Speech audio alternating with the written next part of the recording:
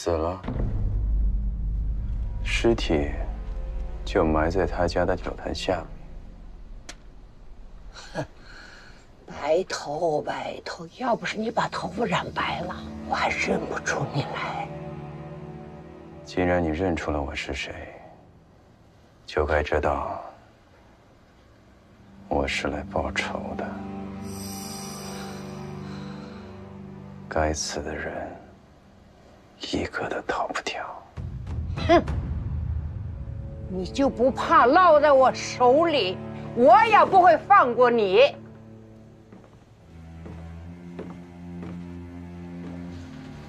我当然不怕了。在金武卫的牢狱里，有个人被关在里面，不知现在如何了。不过在进来之前，我从他那里拿了金币。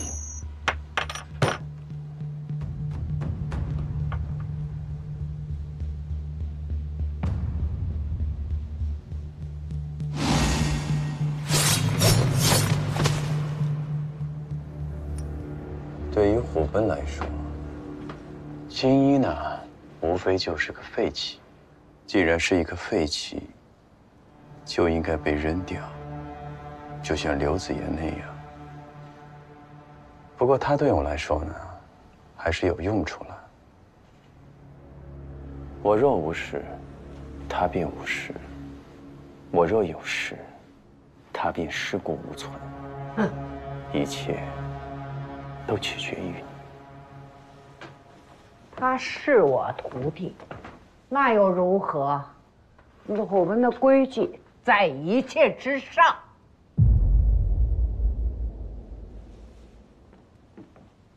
这个你说的没错。若你真这么想，早在发现我不对劲的时候，就应该汇报给王普了，而不是坐在这里等我。怕我有后手。这规矩啊，是死的，人是活的。我知道你和青衣之间不只是师徒之情。很多年前，你唯一的孩子夭折了，没过几年，你在他的坟前捡到了偷吃祭品的青衣，把它当作上天送给你的礼物。我想，你也不希望自己第二个孩子就这么死掉吧。你只需要保持沉默，让我在藏兵巷里不被发现。出去之后呢，你第二个孩子会完好无缺地回到你身边。他算计过你，这些年也为虎贲办过不少事，你能放过他吗？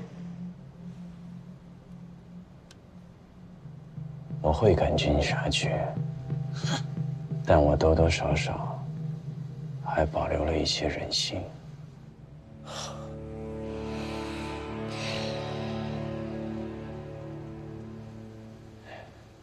心意，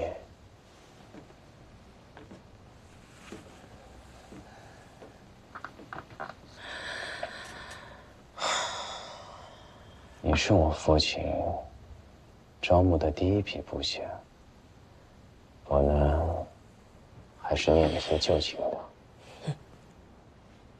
好了，你该走了。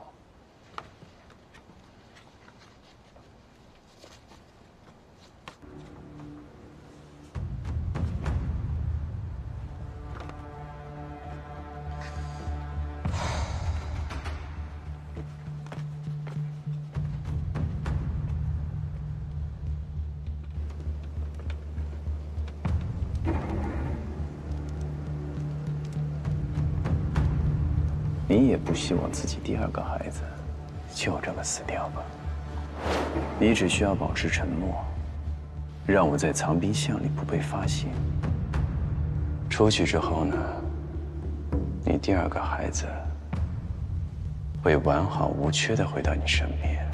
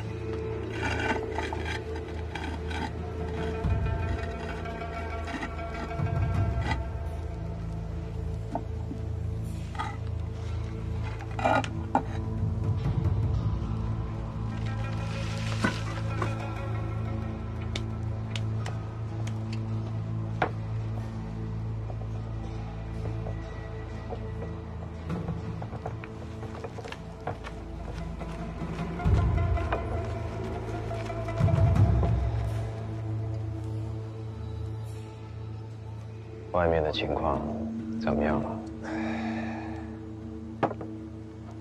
司镇节度使进城了，行迹很隐秘。得亏小青查到了。你真的认为高衍和萧武阳他们会对司镇节度使动手？若是不能及时救治郭义，他们会。与其让节度使们向虎贲靠拢，倒不如先杀了他们。 以高相的手段，在动刀子的同时，安抚司镇的使者，说不定已经被派了出去。唉，真没了顾玉啊！长安城里又是一场暗流涌动。郭玉，我已经找到了。找到了？那还不快行动？这城里都快打起来了。再等一等，我还想再谋一局。 你把这个东西拿给高相看，他看完之后自然会按兵不动。我能看吗？你当然能，但是就怕你看不懂了。我不看。让书童一直盯着王兴，他办事可爱妥当。唉，一言难尽啊。简而言之吧，王兴已经被他埋了。但这事儿也不能怪他。 总之啊，你就别操心了，赶紧把里面的事情办完，出来再说。好。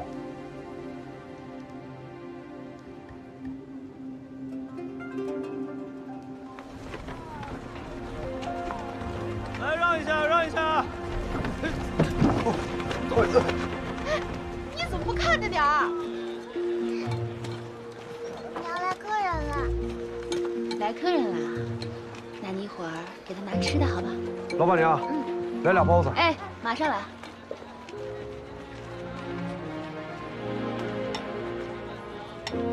小心烫啊。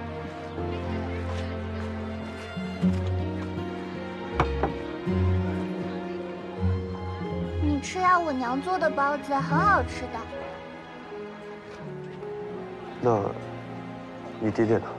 我都不记得我爹爹了。我娘说他3年都没回来了。 我娘子正穿着一件洗得发旧的紫色衣裳，你去看看就知道了。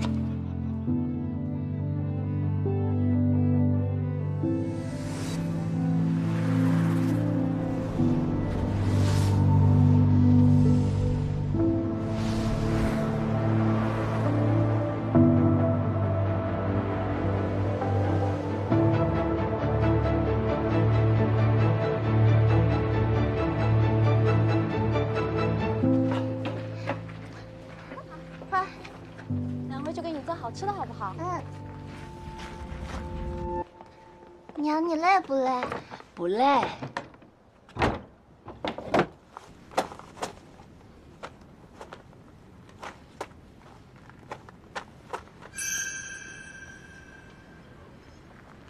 小娘子，小娘子，小娘子，小娘子。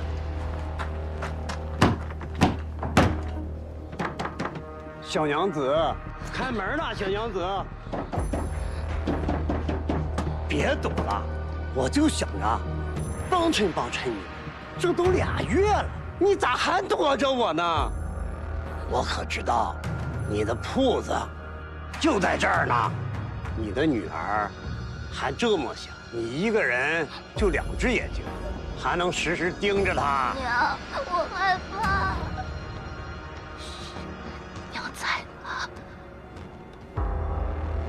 小娘子，开门！小娘子，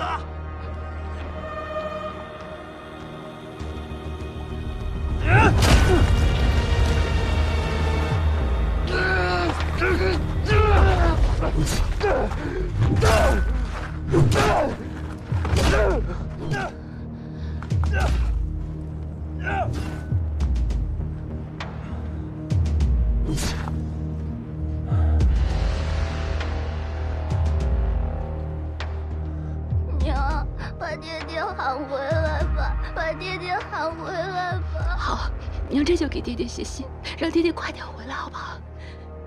不哭了。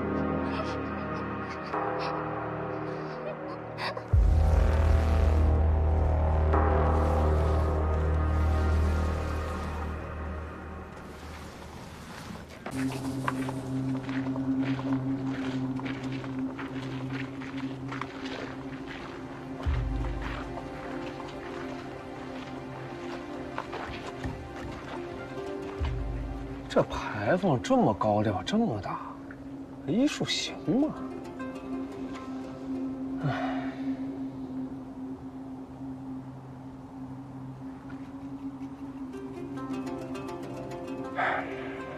懂了。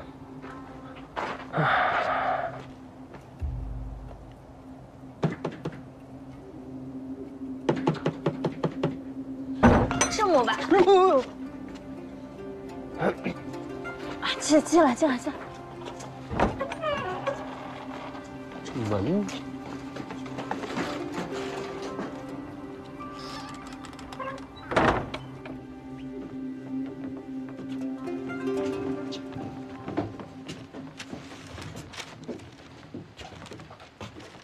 最近虎贲的人都行事隐秘，来往长安的人更是屈指可数。兄弟们盯了好些时日，只有这个人符合你的要求。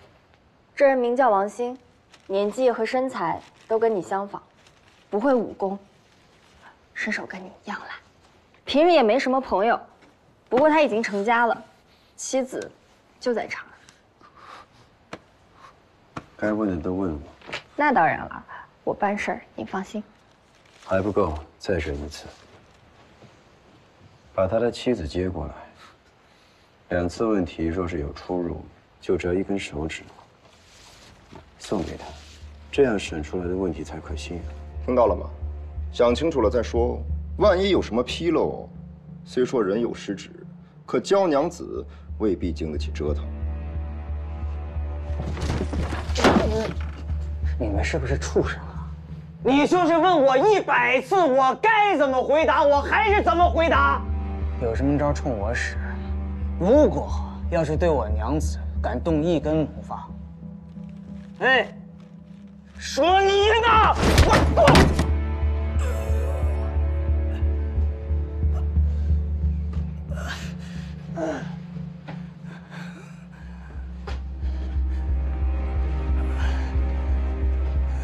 哎，那我们什么时候不把他娘子抓回来？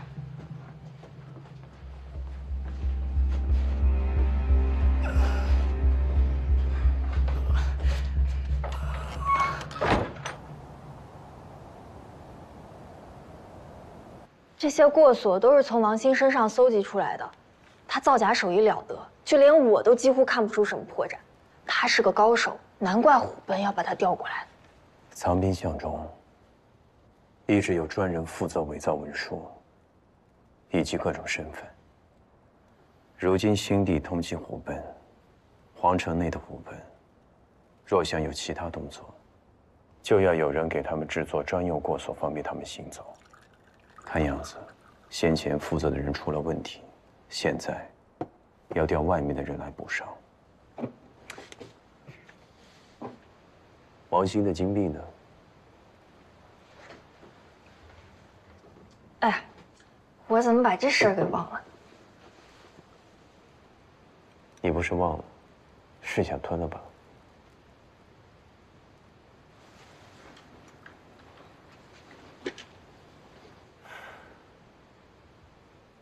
记住了，这金币如果用在别的地方，会招来杀身之祸的。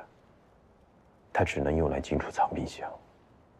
坏，你身上有伤，这次任务又是1个人，我还是会担心。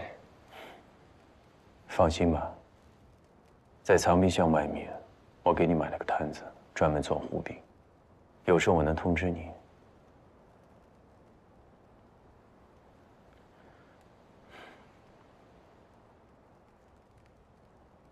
倒是你，火饼滩离藏兵巷太近，你不能去。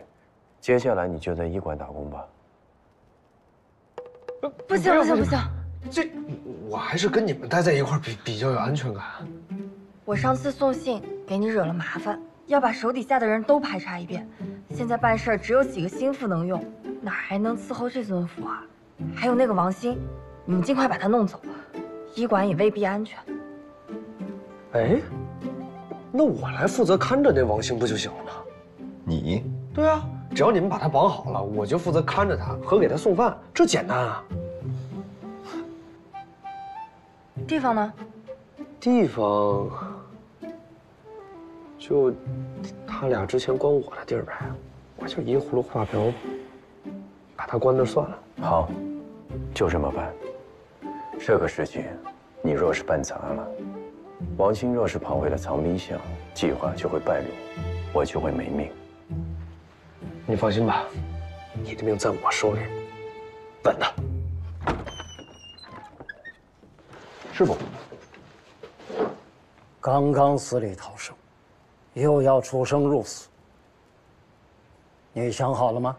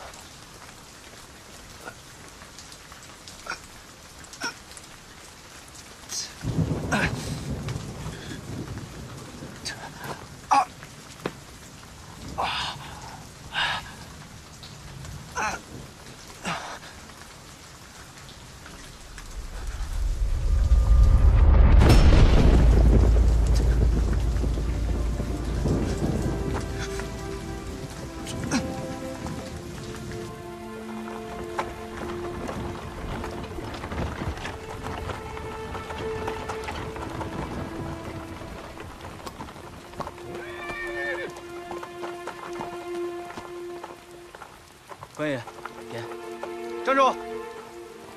可有过锁？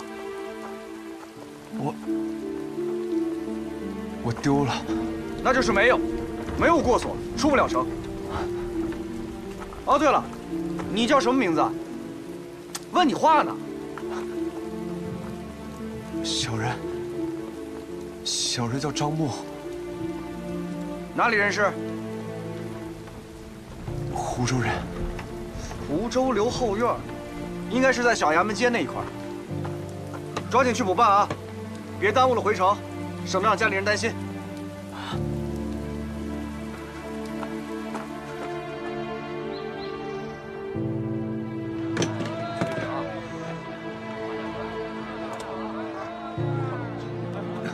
真行。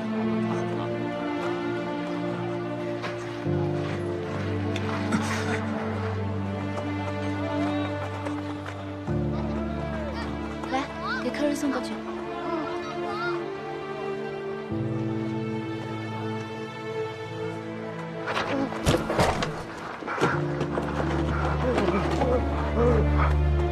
哎，看着点啊！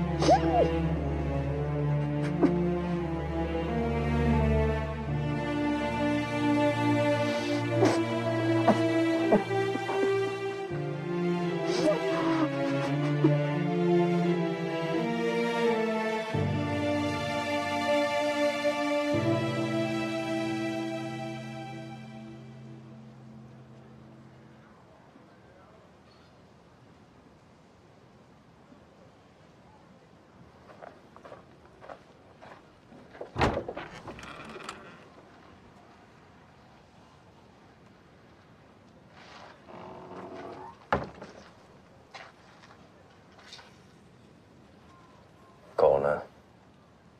有人看着呢，不会出事的。阿莫的事，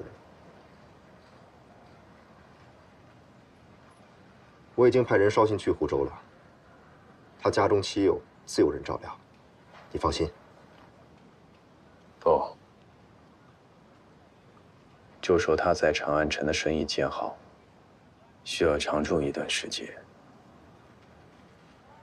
也是为了全家人将来的生计。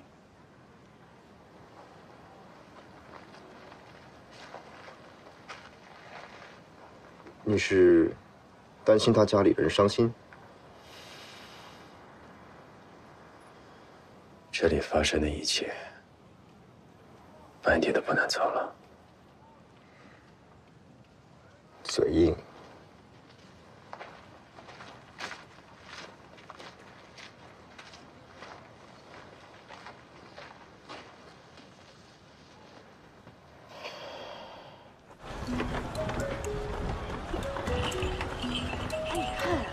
怎么穿这样的衣服就出来了？这大白天的真晦气。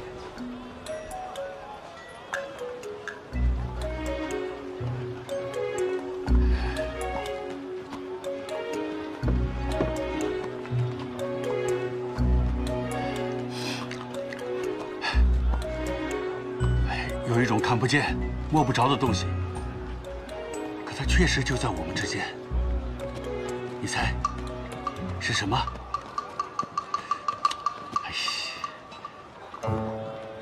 有一种看不见、摸不着的东西，可它确实就在我们之间。你猜是什么？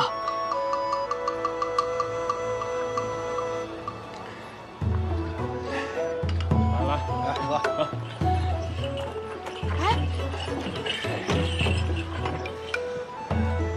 晦气！来壶酒。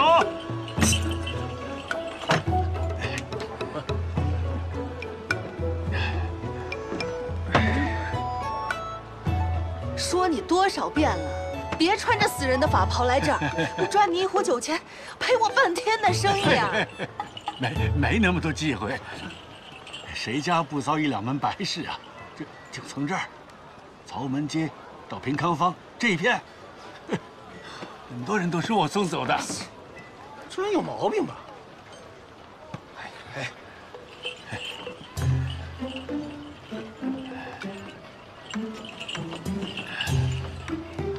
这不准啊！我明天就做你们的生意。呸！晦气！说什么呀？今天真是……哎，别走啊，别走！我们去别家喝，你做他生意吧。有一种看不见、摸不着的东西，可它确实就在我们之间。你猜是什么？是仇恨！喝完这壶酒就给我滚！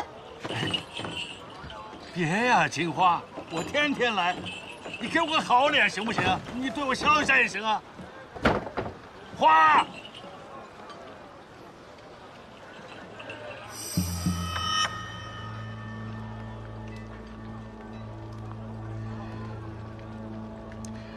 有一种看不见、摸不着的东西，可它确实就在我们之间。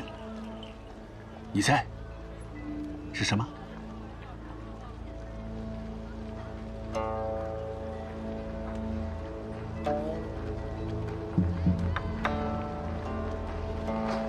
是孽障吗？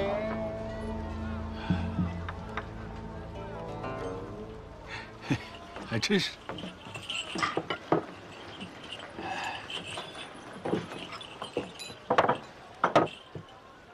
回京前，你让我准备的刀和人，我已经备好了，就等你的信儿。刘子言出现了。终于露面了，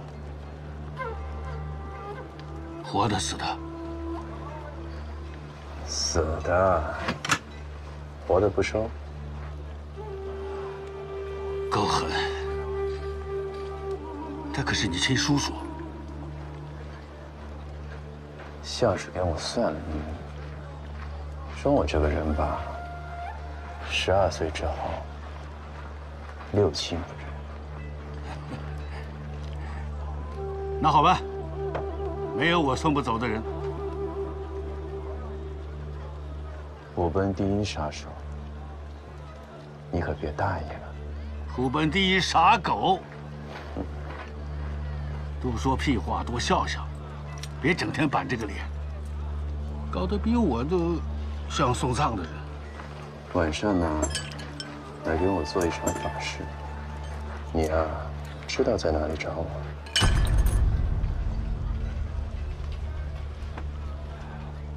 这是计划内的吗？计划外。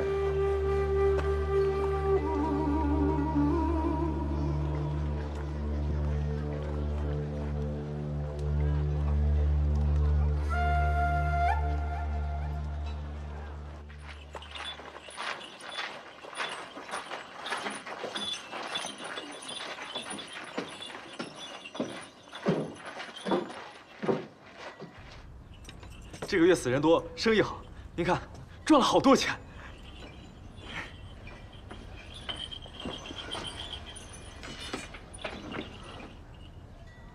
把这些金元宝放到兄弟们的大门口，这是当年他们跟我的约定，相信还没有忘。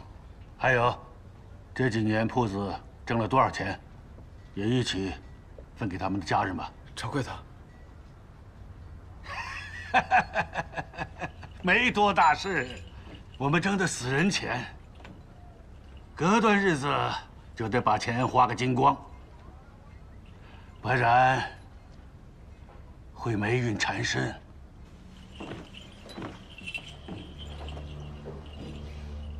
就在今晚，别忘了。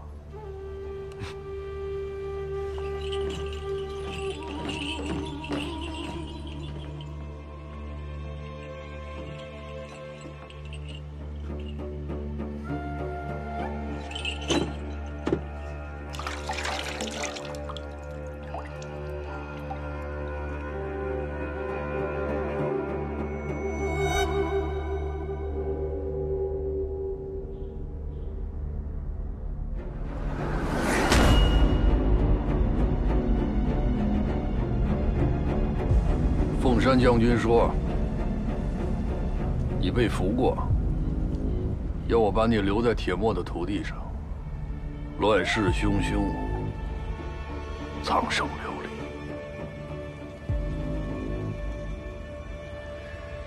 离，你先走。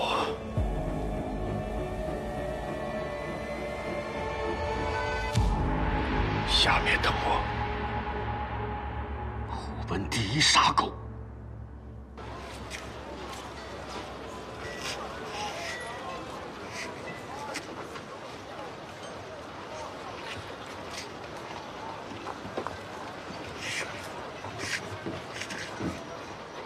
搜集谍报，查缉寻人。我的人比老哥哥手底下那帮只会舞刀弄枪的，应是更擅长些。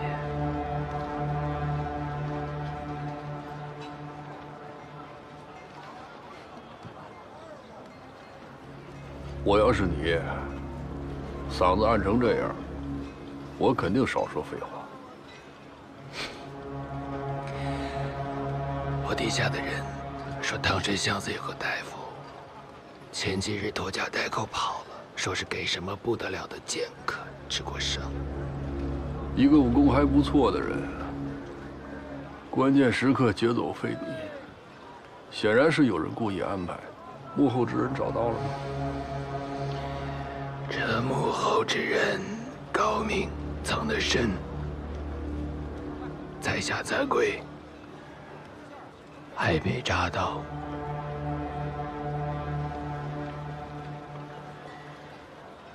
哥哥，我不辞辛劳，哥哥也不上口茶喝。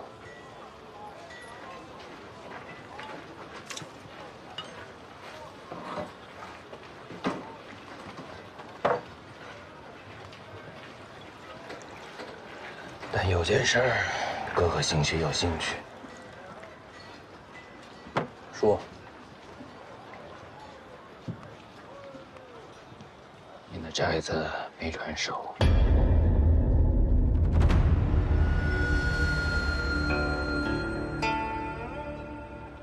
帝气在一个叫杨楚豪的商人手里，说是商人，其实就是背地里帮皇家那帮人变卖资产。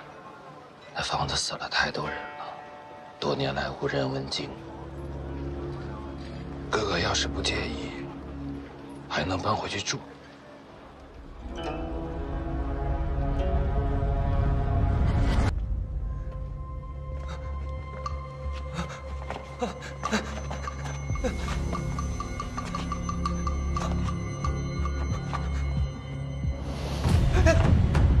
臣参见陛下。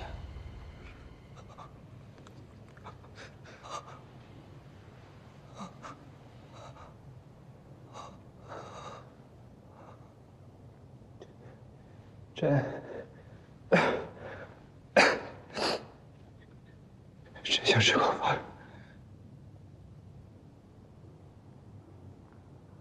朕已经很久没吃东西了。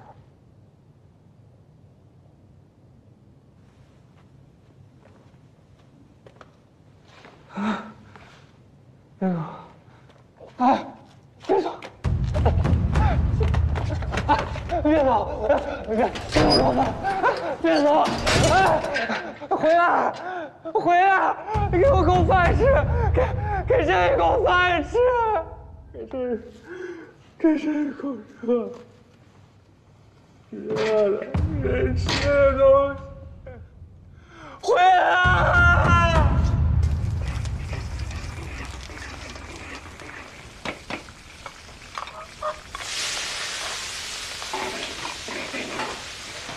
你要了他多久了？嗨，这小子，我本来每日都去给他做饭送饭，可他竟然跟我说他要吃金乳酥，那我索性就不管他了。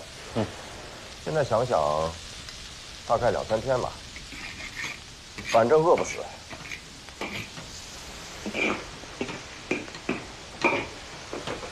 包志环，先是冷眼相待，然后再好酒好饭的送上，你这招待老相识的方法够迂回的。我和他呢不算相熟，9岁那年一起入读太学府。他呢是皇子，可每次都是我考的头筹。没多久，我就在书桌里发现了一条小蛇。你猜怎么着？这条蛇其实就是他放的。他以为我不知道真相，还跟我送来解蛇毒的药。这小贱人！10岁之后呢，我也再也没有见过他。他呀，后来当了皇帝，被严凤山弹压多年，想必有他自己的生存之道。好了，真是便宜了这小子。哎，你去哪？不是给那小贱人送去吗？这饭是给你做的。给我做的？你为我出生入死，我给你做顿饭，不是应该的吗？过来吃。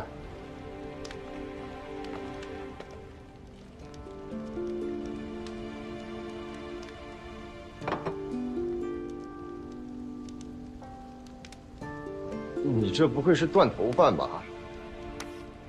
会想，断头饭也吃了。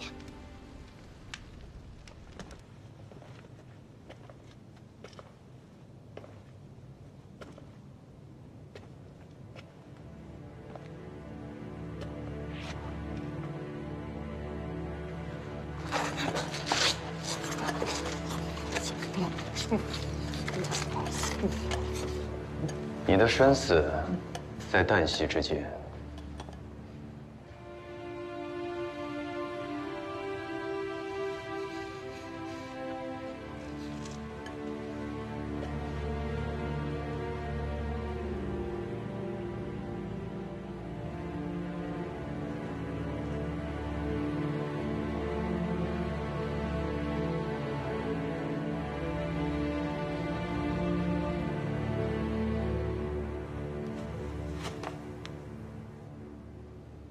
眼下新登基的皇帝再找你，你一日没有下了，他的皇位便坐不稳。虎贲严凤山想用你来挑起战事，有朝一日，他或胜或者兵败，你都不可能会活着。离开这方寸之地，你只有一个下场：死。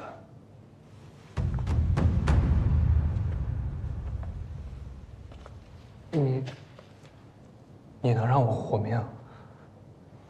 只有我能啊。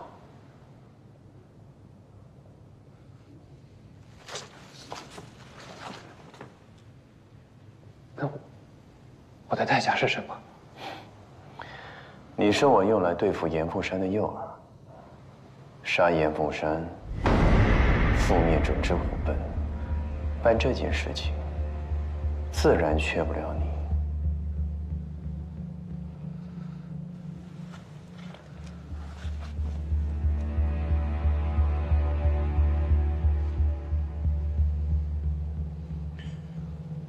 你是谁？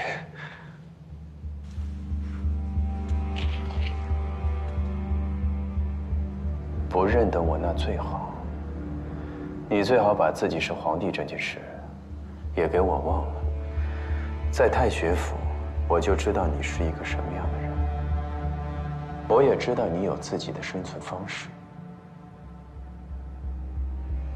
可从今天起，你必须按照我制定的方式生存，要不然你也活不了。你是刘？那个人已经死了，我现在是你的主子，叫谢怀安。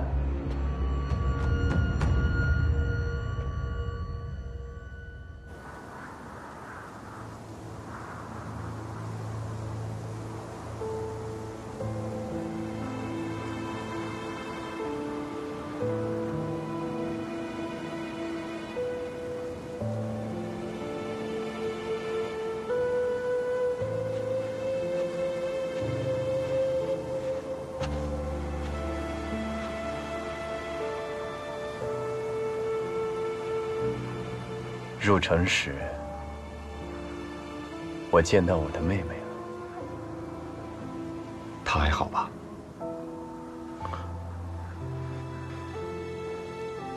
还好，和15年前相比，这里的一切都还算好。我师父明日到。所有的一切都按计划行事。好。君子报仇，片甲不留。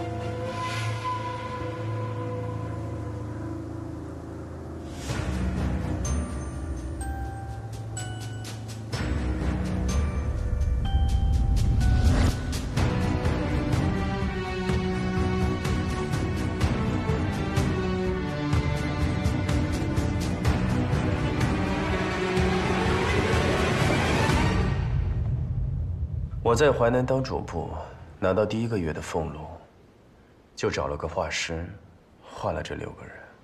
那是我逃亡的第7年。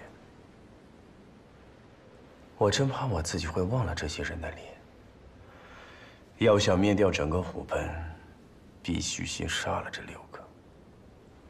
蒲逆川，前盛19年，他作为严凤山的斥候，潜入铁幕，被困之时却迟迟等不来援军。严凤山将他视为弃子，自此再也没有人知道他的生死。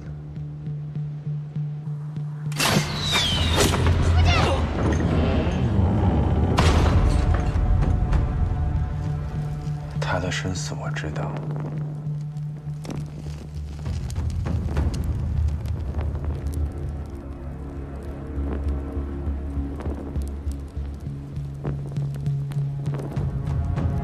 魏千庭，此人藏得很深，至今不知所踪。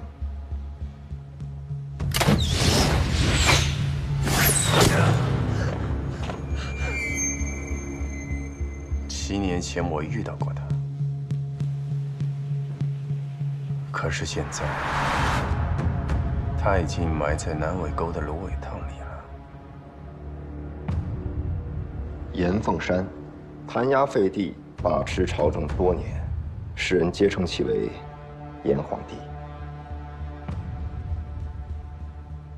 暗卫之术，严凤山比我父亲有过之而无不及。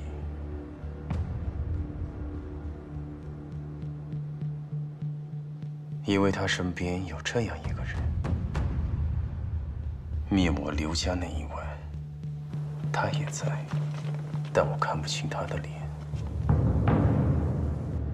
这么多年过去了，我都没有找到他的线索。虎贲有很多人都藏在暗处，但此二人是无人不知晓的。青衣负责监察和情报，他手中掌握了许多朝中大臣的秘密。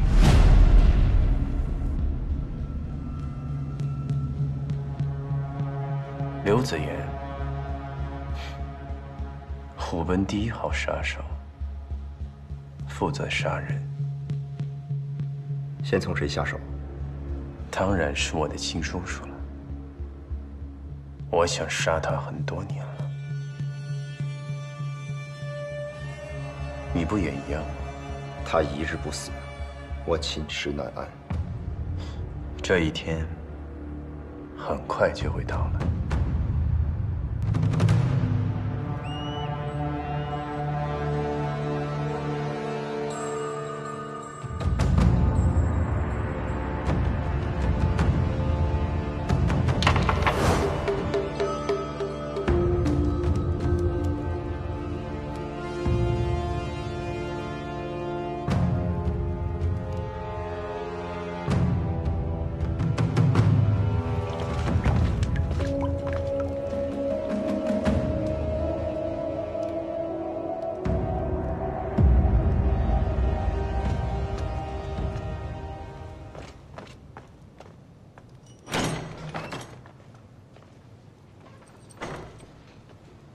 你是来道别的吧？这怕是我最后一次来侍奉你了。萧武阳是个棘手的人，虎贲想要取胜，也绝非是一日之功。为何在此时调动你啊？我的部下弄丢了一个人，在城里寻了半个月不见踪迹。此人对未来的局势极其重要，我不得不亲自跑一趟。这就有意思了。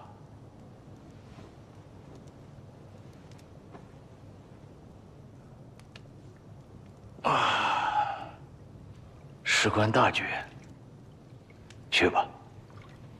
往后侍奉您的人未必这么周全，先生多担待。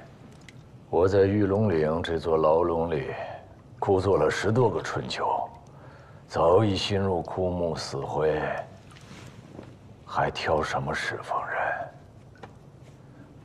子言，还有一事，刘子温是你的哥哥，严凤山下令杀了刘子温，可是你为何听命于严凤山呢？有许多事情，家兄未必能容我，凤山将军能容。陈家谷口一役，我救了一个平民，此人妻子早亡，家有老幼，全家人靠砍竹子、编簸箕为生，打起仗来便没了生意。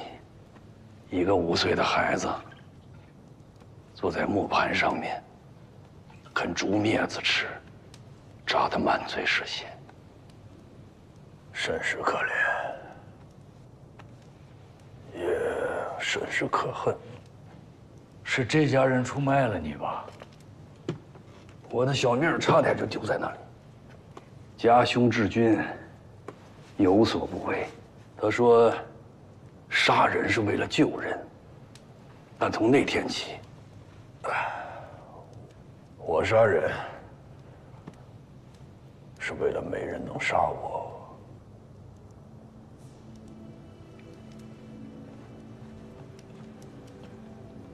有道理。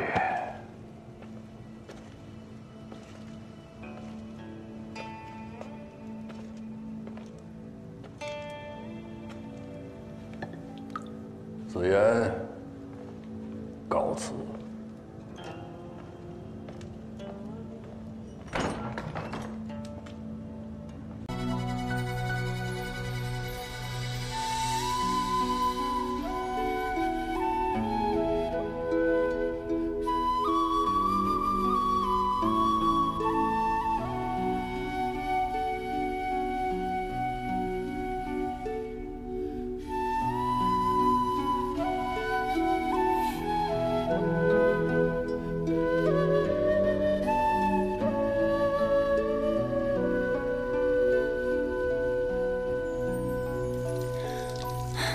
创世之战距离现在已经万年之久了，这史料都没有当年的地形图，还有战况的记载。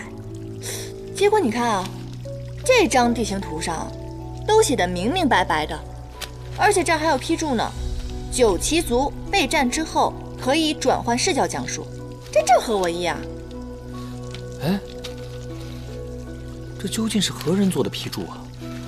万年前的大战地形，还有出兵策略，都记录得非常清楚。若非是参加过战争之人，绝对不会了解这么清楚。这究竟是谁在帮咱们啊？我知道是谁。谁啊？田螺姑娘。是真的，我在戏本上看到的。这是凡间的一个传说，说是有一个非常善良的凡人，但是生活得很辛苦，于是这个田螺姑娘便在晚上的时候替他洗衣做饭。这不巧了吗？你看看我，也是一个善良可怜的小仙士啊！啊，好，你说什么就是什么啊！我太聪明了，我能清楚知悉9旗族的行军路线，此人或许知道当年灭族之事的真相。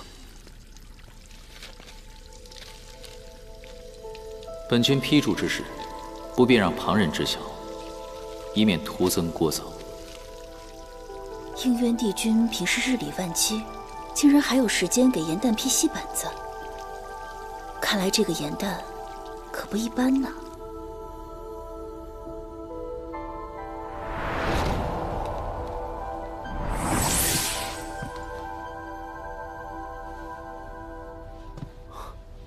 哇，如此华贵的宫殿，怎么说也该是位居上仙吧？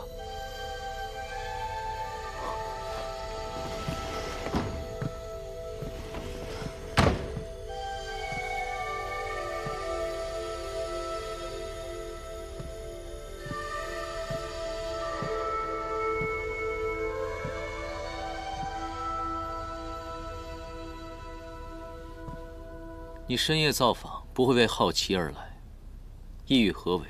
不妨直言。你好心为西文批注，却不想让我看到你的面目，难不成你有什么秘密？喂，别那么小气嘛！我只想知道，你到底是谁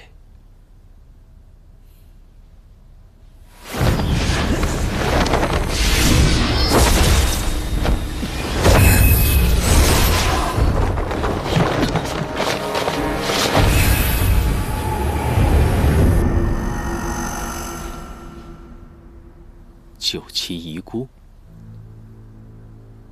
你能识得9旗之力，那昔日创战之时，9旗抗战之际，你必定到过阵前。你为何人？能否告诉我，他们是因何而亡的？我知道的和你别无二致。创世之战时，我驻守在仙界，与9旗一族不在同一个战场。战争之初，9旗的确骁勇，屡克敌军，但修罗族强悍，各族伤亡惨重，增援有限。或许他们的确已经尽力了。我不信。你信也好，不信也罢。你既然有幸能存活下来，最好忘记这段记忆，好好的活下去。可是我……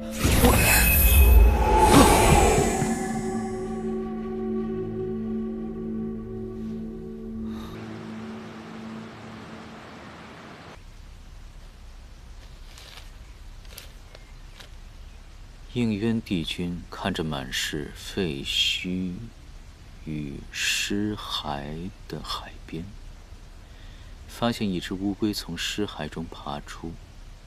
应渊帝君微微一笑，施出仙法，将乌龟翻转了过来。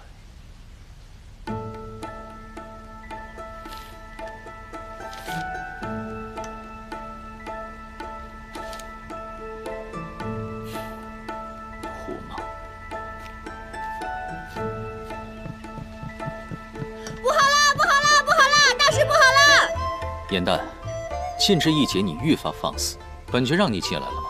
何事如此慌张？说实话，我也不知道为什么慌张，只是外面的仙士都如临大敌，慌乱如麻。是陆景让我跑进来告诉你，说是什么火德元帅来了。他是什么人啊？火德怎么来了？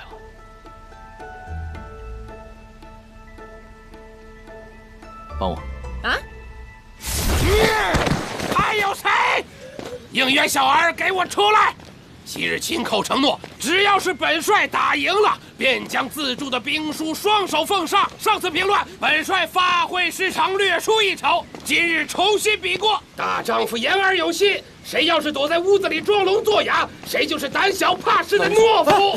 老元帅，今年已经比了10次了，每次比武，偃虚天宫都被打成废墟。再来一次，仙界可真拨不出经费了。何况帝君近日政务繁忙，少跟我摆帝君的架子！想当初本帅和帝尊驰骋四海的时候，他还连剑都舞不动呢。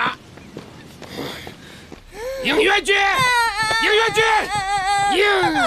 帝君，帝君，你醒醒啊！你怎么这样了呢？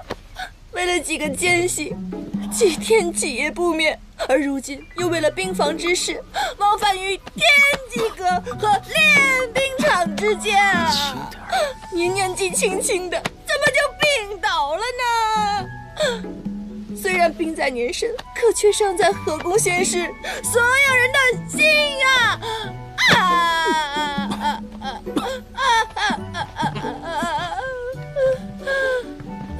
醒醒，醒醒！火德元帅，元帅，许久不见，风采依旧啊。只是本君抱病在身，无法起身相迎。应元君向来身体健壮，怎么那么巧突然病了？回火德元帅，天一说是操劳过度，又邪风入体，若不好好休养的话，恐怕要伤到元神了。何时能好啊？10天半个月。那是不可能的。天一说了，操劳、体虚、易累，伤及根本，这一切10天半个月是不可能好的，最起码要1年半载。应元君何时身边多了一个这么聪明忠心的小仙士，口舌还如此伶俐呀？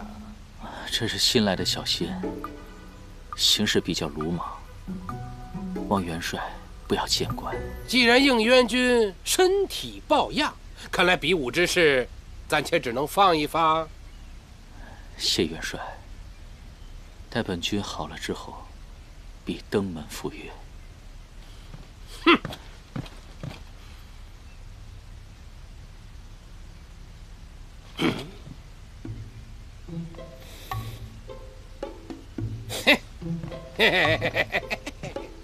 帝君染病，本帅身为长辈，怎能安心离去呀？既然这偃虚天宫没个会伺候的，那么本帅便留下来照顾1、2。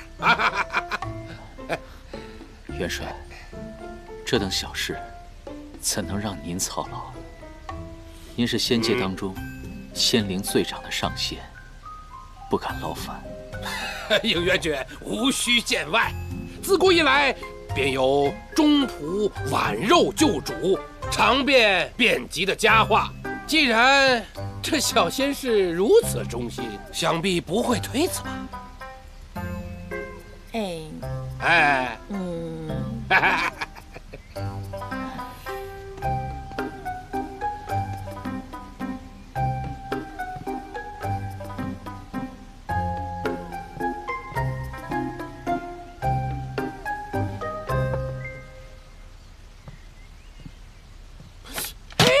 应元君身体如此虚弱，饮食之事怎能自己劳神？你喂，哦。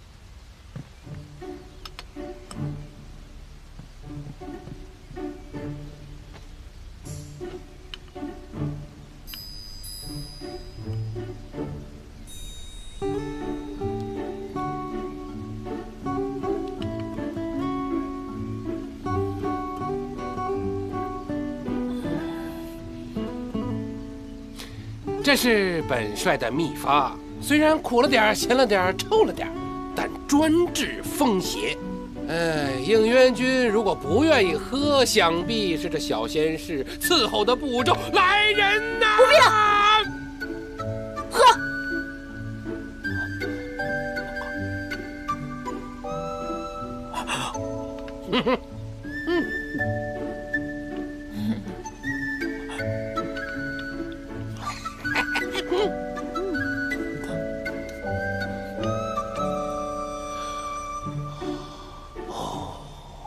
身弱体虚之人不能荤腥，如此美味的灵鸡腿，只能是本帅代为享用了。哇哦！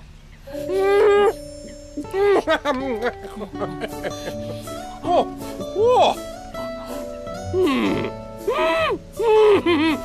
哦，对，不能荤腥。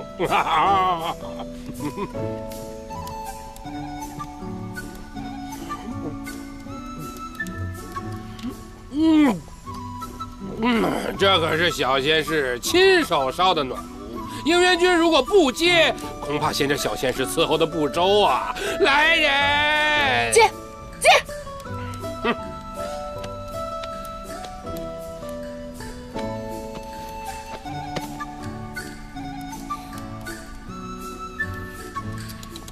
真是主仆情深呐！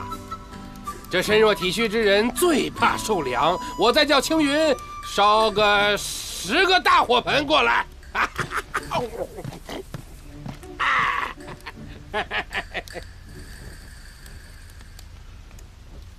帝君，你还好吧？你觉得呢？哦。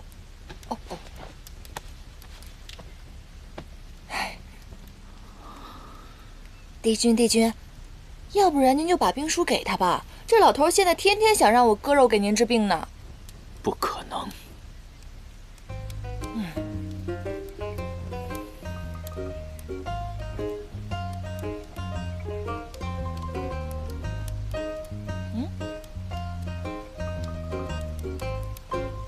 饿了。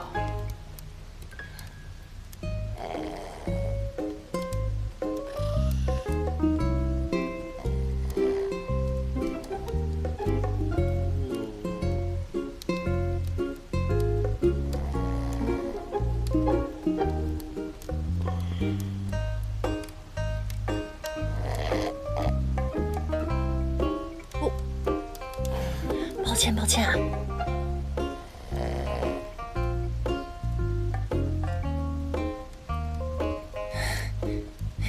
你倒真是个中仆，演技不错。伺候不周，致使帝君染病，罪其一；言行失礼，唐突本帅，罪其二；明知帝君身染重病，暗为有幸之物，罪其三。依照天条，应元君，天条你最熟悉，该怎么罚呀？逐出偃虚天宫，回悬心崖喂鱼。喂鱼？如若汇报天法处，最起码天星台80雷霆鞭，费半数修为。哇，你这个老头心肠怎么这么歹毒啊？就冲你这句话，再加20鞭。哦，够了。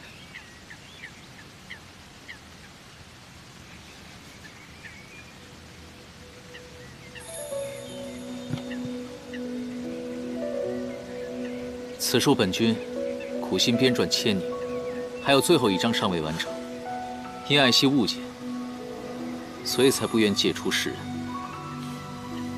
元帅与我比武数10次，想必是求学若渴。此书万望爱惜。本帅问你借书，那是看得起你。帝尊见了本帅，亦是尊老敬老。哼，本帅凭什么接受你的指点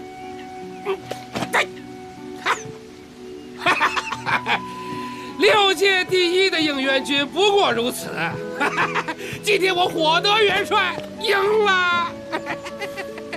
还火德元帅，我看就是一只花公鸡。帝君，他对你的兵法兵书根本就没有兴趣。他之所以这么费尽心思的想得到这本书，就是想向众仙证明他比你强。他这么肆意践踏你的心血，你能咽得下这口气吗？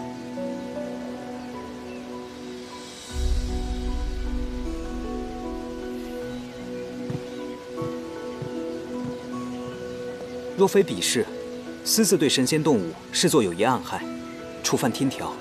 火德是天庭里资历最老的神仙，连帝尊亦对他无可奈何。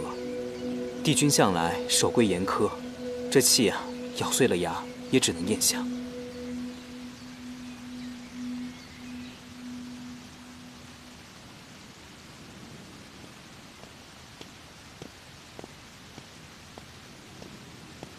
帝君，这是要去哪儿啊？你这深更半夜的不去排戏，在这里晃什么？哦，那你帝君深更半夜的，这是要去哪儿啊？好吧，用我小人之心夺一下你君子之腹，我掐指这么一算，你是要去火德元帅宫里挟私报复吧？哼，没说话。看来我是猜对了。哎，堂堂的君子啊，这骨子里跟我一样是个小人，却不敢承认。当君子有好名声、好前途、好人缘，可唯一不好的就是受了气还得挤出笑脸。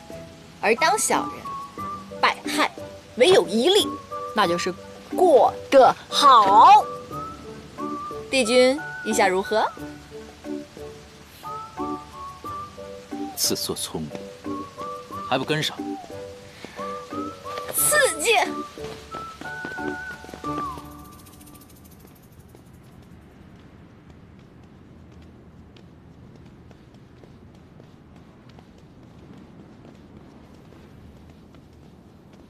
应元帝君，火德元帅已经睡下了，那就让他醒醒。应元帝君，此事不妥吧？这有何不妥？我们偃虚天宫新制的灵鸡腿，正好想请老元帅尝尝鲜呢。应元帝君，应元帝君，元帅他只是发糊涂了，得罪了您，您大人有大量，别往心里去啊。他只是个老小孩罢了。应元帝君，帝君，应元帝君，应元帝君。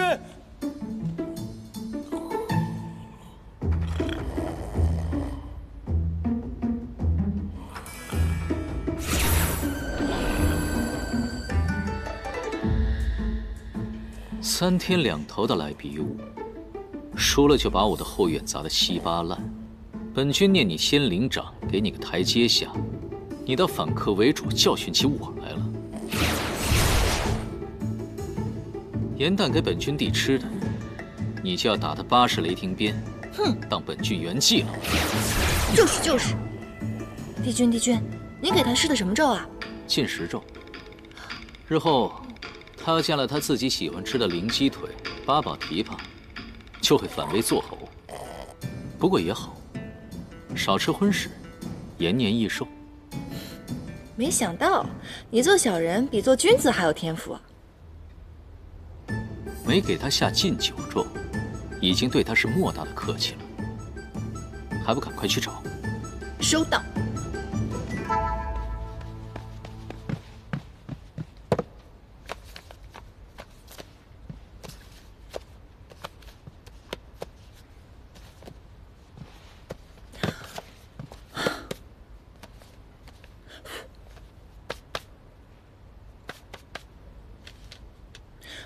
这不是方归君和我一起破的玲珑棋局吗？原来这兵书是以棋局为喻，暗合兵法。不对，这兵书毁了，那我这些天吃的苦不就白吃了吗？找到了，那就走吧。等一下。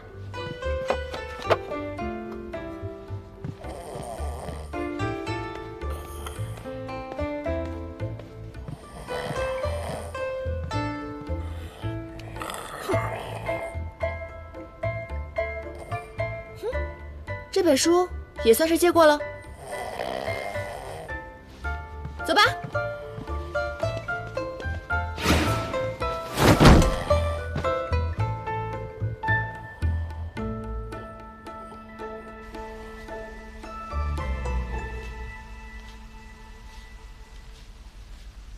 千载的光阴，6界之外，本君唯有的这一点点小小的喜好，都不能保全吗？我不敢拍胸脯说我一定可以，但我可以勉力一试。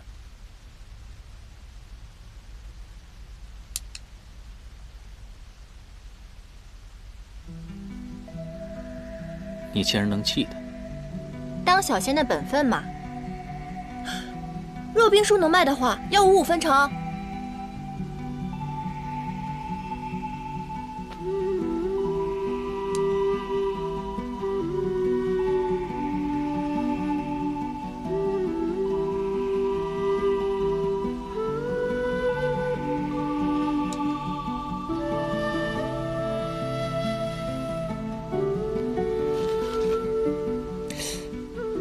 奇怪，我明明将与你下过所有的棋局都已经记下，那这一局是？这就是未完结的最后一章，无论何解都为何棋，乃4界循环。若以兵法论视为拉锯战，这些年踏遍6界，寻访仙界凡间无数棋圣，终不得其解。你若了我遗憾，本君圆你一个心愿。真的？让我离开延续天宫也是可以的。凡本君力所能及的，不违天条，不伤他人皆可。不过，你可别高兴得太早。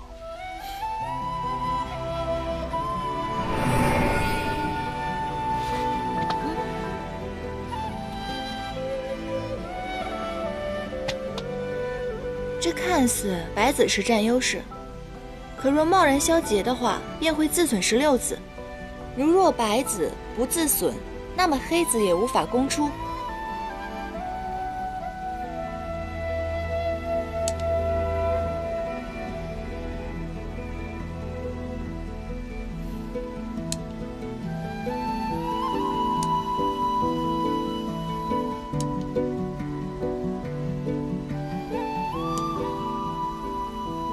何其，重来。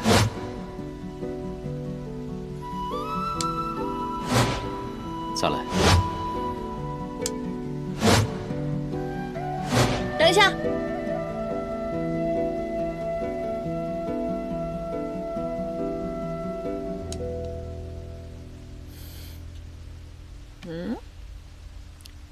一子半指茶，白棋胜了。我赢了。本君说到做到。既然答应过你的事情，就让你回玄心崖。回玄心崖？刚才不是你自己说的吗？只要你力所能及的事情都能做到。还以为你的决心有多坚决呢。帝君的允诺也很值钱的。你可以多考虑几日。本君门下无徒，法器众多。我已经考虑好了。之前我陪你看过1次星星，你也陪我看1次星星吧。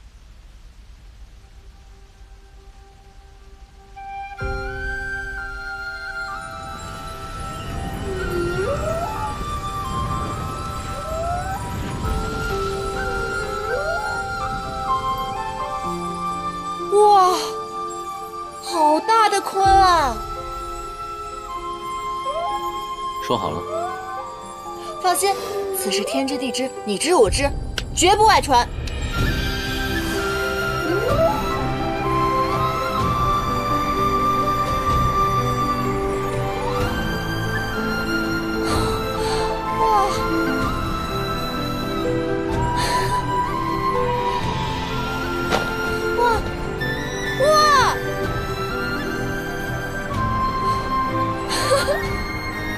这边也有啊！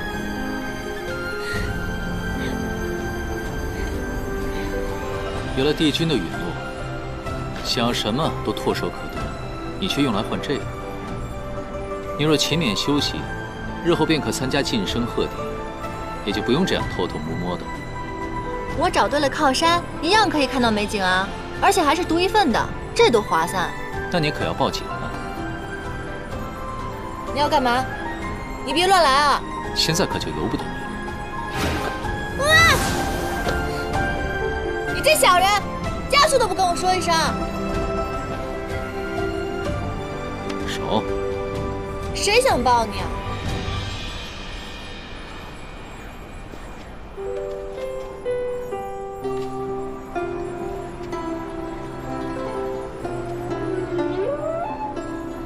这样的赐福我经历过千百次，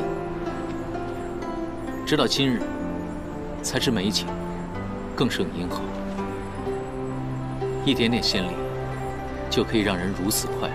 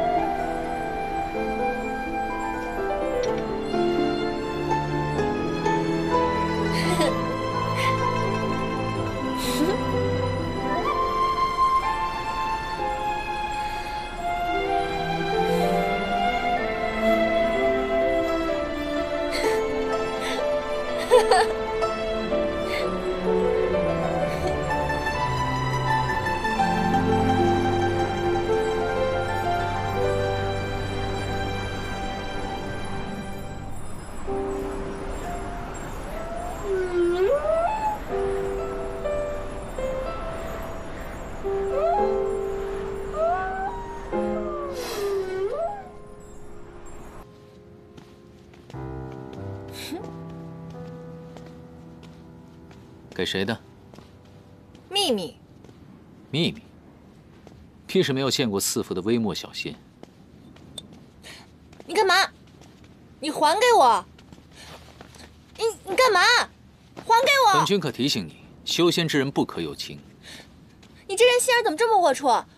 这是给芷溪的。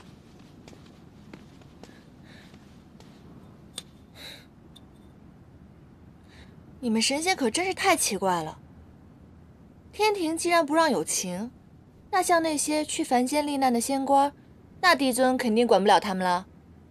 等以后我下了凡，情劫本就是历难的一部分。知晓情爱之苦，放下执念，才能无欲无求，只求苍生。本君劝你，最好不要自讨苦吃。你动过情吗？自然没有。那你怎么知道是甜的还是苦的？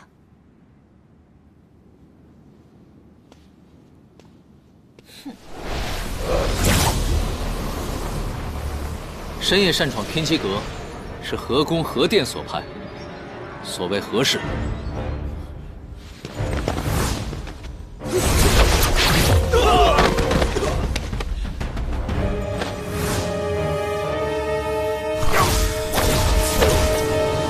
哇！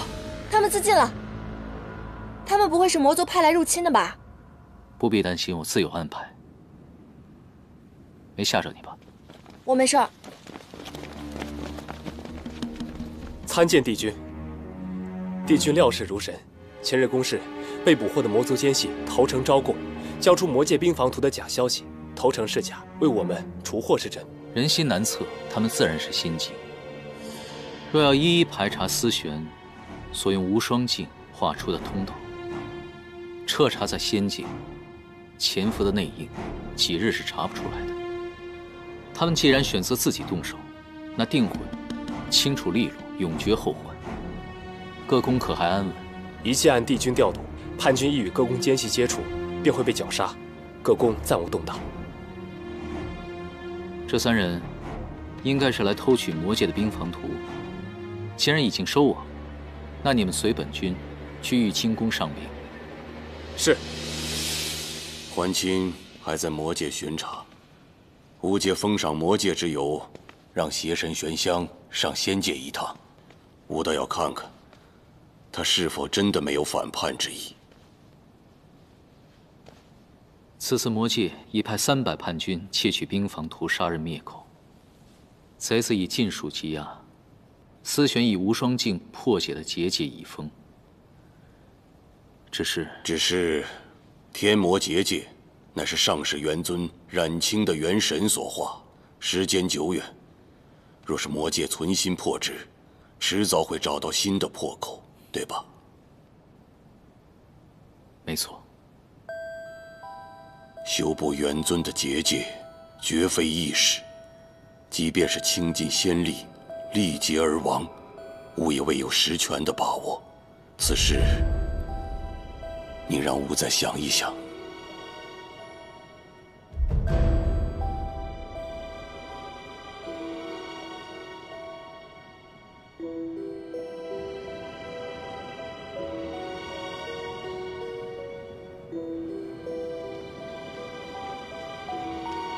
结界之事解决之前，你将天兵天将调整至临战状态，一定要防患于未然，防止魔族的进攻。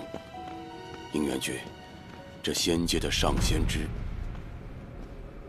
这是何人？严旦。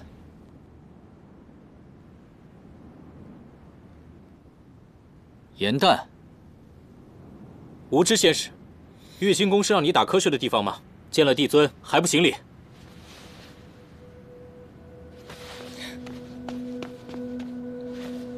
拜见帝尊，小仙是掩虚天宫的仙士，名叫严旦。严旦，是你赐名的那株四叶汉丹？是的，帝尊。他如今在掩虚天宫服侍，上次因抓捕魔族奸细有功。今日降服魔族奸细时，他亦在侧，因而天兵将他带来了玉清宫，以备帝尊问话。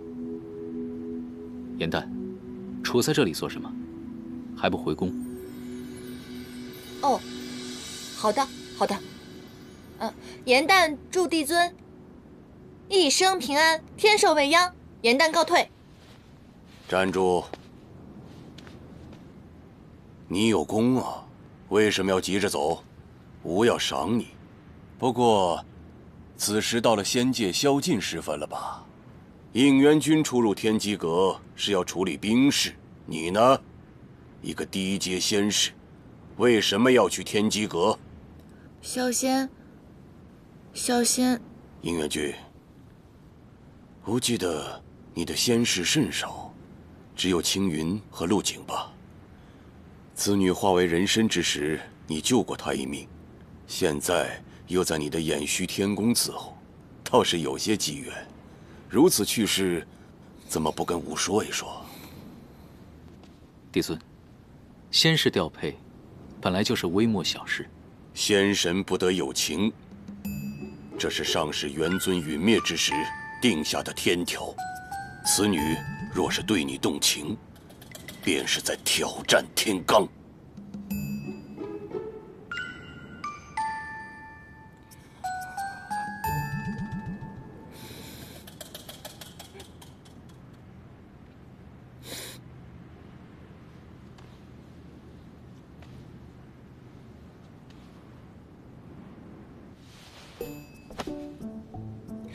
帝尊，请您为小仙做主。为了应元帝君的清誉，请您将小仙逐出掩虚天宫，也算救小仙一命。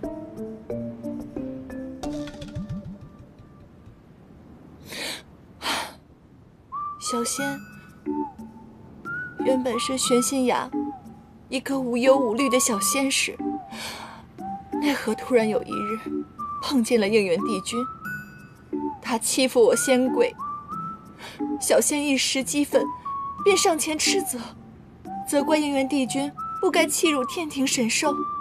奈何应元帝君堂堂的一个帝君啊，如此心胸狭隘，为了掩盖自己的罪行，便把小仙调入了掩虚天宫，开始实施疯狂的报复。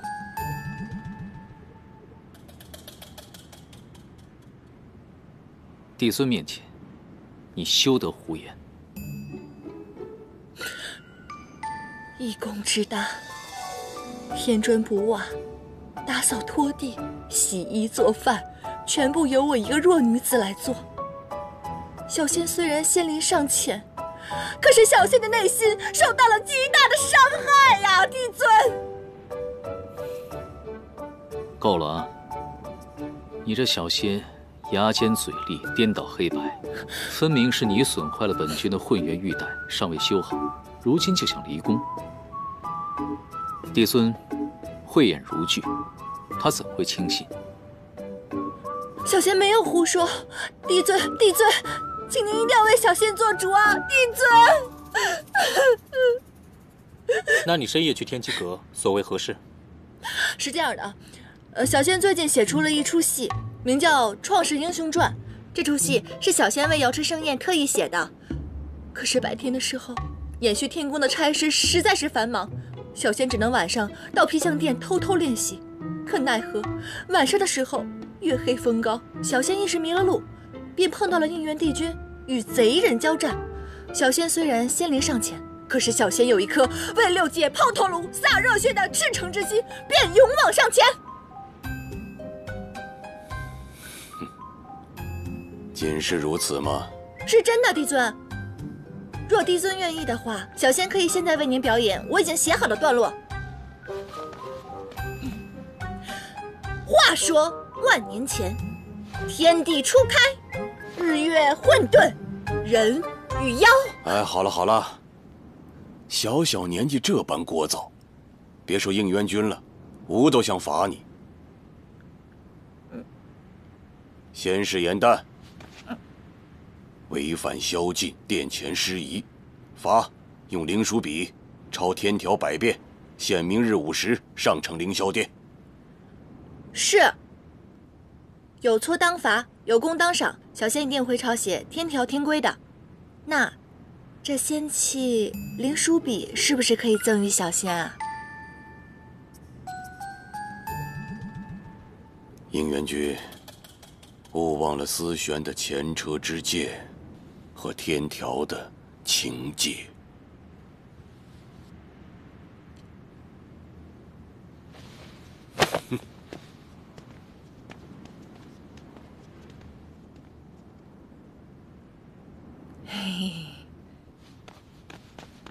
实属无奈，为了证明你我二人纯洁的关系，只好出此下策了。刚刚帝尊说的思玄，不是妙法阁的前掌事吗？你跟他什么关系啊？他现在人在哪儿呢？说来听听嘛。值不值得，帝君日后便知。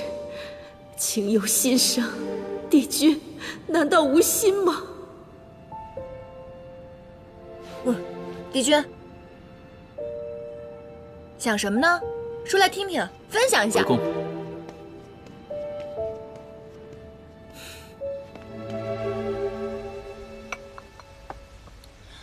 灵书笔，一听到这个名字就知道是个很厉害的法宝，没有想到只是抄抄天条就能得到如此厉害的法宝，真是赚着了。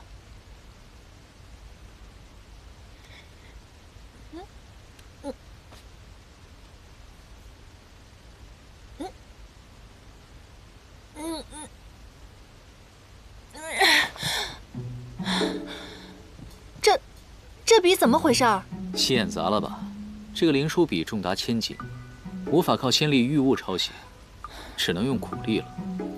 不到10夜，你这胳膊就报废了。好歹也是堂堂6界的帝尊，怎么心思如此歹毒？燕丹，不可编排帝尊。玉清宫里严刑无状，帝尊没送你去天星台，这已经是宽仁。哎，我看你现在是过河拆桥，狼心狗肺，难道你没有看出来吗？帝尊也看出来了，我们两个暗通款曲。要不是我演技好，我们两个现在已经在天星台等着受罚了。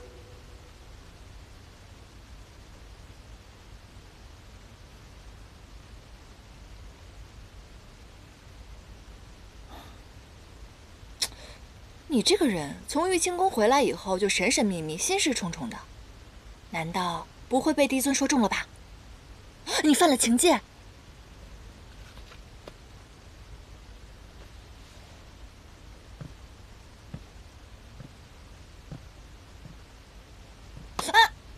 活够了。哦，难道是你跟思璇？是我杀了他。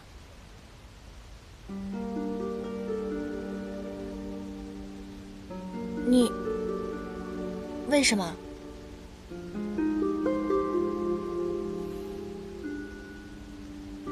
他犯了情戒，天星台上是我处决了他。